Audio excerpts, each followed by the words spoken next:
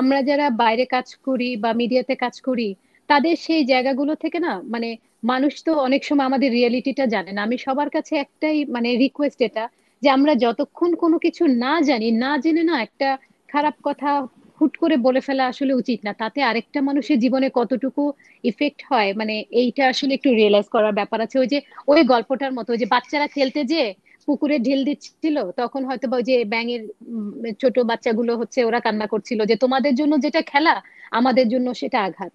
So জিনিসটা না আমাদের ক্ষেত্রে অনেকটা ওরকম হয়ে যায়, না জেনে কেউ যখন একটা কথা বলে ফেলে, তারা হচ্ছে বলে ফান করে নিজেদের আড্ডায় বলে হয়তো বা মজা পেলো, কিন্তু তাতে পরবর্তীতে আমার লাইফে বা অন্য যাদের সম্পর্কে বলছে তাদের লাইফে কি প্রভাব পড়ে, সেটা তো আসলে তারা কখনো চিন্তা করে দেখে না। সো ওই জায়গাটা সবার কাছে রিকোয়েস্ট, যে আমরা না খারাপ কথাগুলো, মানে প্রথম কথা বলাই উচিত না, দ্বিতীয় কথা না জেনে কারো সম্পর্কে মন্তব্য করা থেকে একটু বিরত থাকি।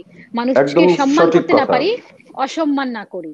একদম রাইট কথা। এবং আমরা আসলে এই চেষ্টাটা সবাই মিলে করা উচিত। এবং আমাদের যারা দর্শক, যারা শ্রোতা, যারা বিভিন্ন জায়গায় এখন সোশ্যাল মিডিয়াতে কমেন্ট করা খুবই সহজ, ফেসবুকে স্ট্যাটাস দিয়ে দেওয়া খুবই সহজ, কিন্তু আমার মনে হয় যে কারো সম্পর্কে কিছু বলবার আগে সে যেই হোক ভেবে বলা দরকার। তারও ঘরে বাচ্চা আছে, তারও স্ত্রী আছে, তারও স্বামী ডেফিনেটলি। আছে, মা আছে, বাবা আছে।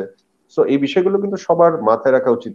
প্রত্যেকের জয় ভাই, পরিবারই আমি প্রত্যেকের কাছে এরকম গুরুত্বপূর্ণ। অনেক মানুষকে দেখেছি, মানে ধরেন অনেক মানুষের ফেসবুক স্ট্যাটাস বা কমেন্টস দেখেছি, মানে যারা ধরেন আমার সম্পর্কে এমন ভাবে লিখেছে যে হয়তোবা তারা যেন কত কি দেখে, আমি তাদেরকে হয়তোবা জীবনে কখনো চোখেও দেখিনি, আমি কখনো তাদের সাথে পরিচয় ও হয়নি, মাই কিন্তু গড। তারা যখন লিখে, মানে এবং তার চেয়ে বড় কথা যখন সেটা দেখি আমার মিডিয়ারই মানে আরো অন্য দু একজন সেটা লিখছে যাদেরকে আমি কখনো চিনি না দেখিনি, তারা হয়তোবা যখন কাজ করেছে, বা আমি এক চ্যানেলে কাজ করে যে আরেক চ্যানেলে সবাইকে চিনবো এমন তো না।